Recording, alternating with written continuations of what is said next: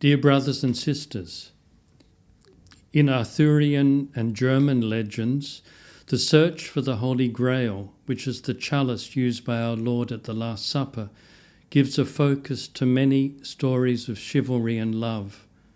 The knight, Parsifal, figures in both sets of legends. Richard Wagner takes the German version of the Parsifal story as the subject of his final opera. The central moment of the opera takes place on Good Friday. Parsifal has been instructed in the spiritual meaning of our Lord's death, and after an intense experience of our Lord's passion, the young knight's world changes. Painting the scene with some of the most beautiful music ever composed, Wagner invites us into the transformation which happens to Parsifal. After Good Friday, he sees the world and himself in an entirely different way. He sees through the eyes of God. This year, our Good Friday and Holy Saturday have been profoundly difficult. We have experienced loss, fear of the unknown, death, emptiness, isolation, and loneliness. Each of these is an authentic Good Friday or Holy Saturday experience. We are taken to places in our soul which we would normally avoid. Social distancing has forced us to spend more time alone with ourselves, suffering these experiences.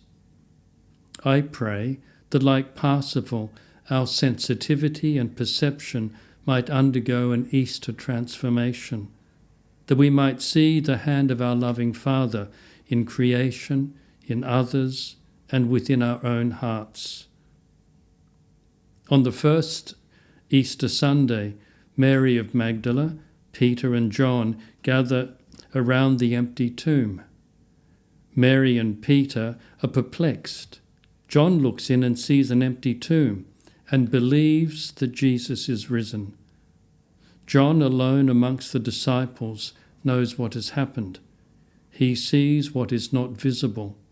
His vision has been transformed.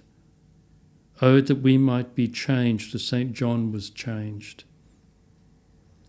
In my daily masses, I pray for you, that you, your family and friends may have God's protection, that those working to care for the sick may be safe, and that we might soon be able to live in the freedom which we once knew.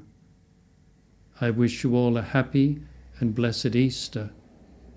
The Lord is risen. He is truly risen.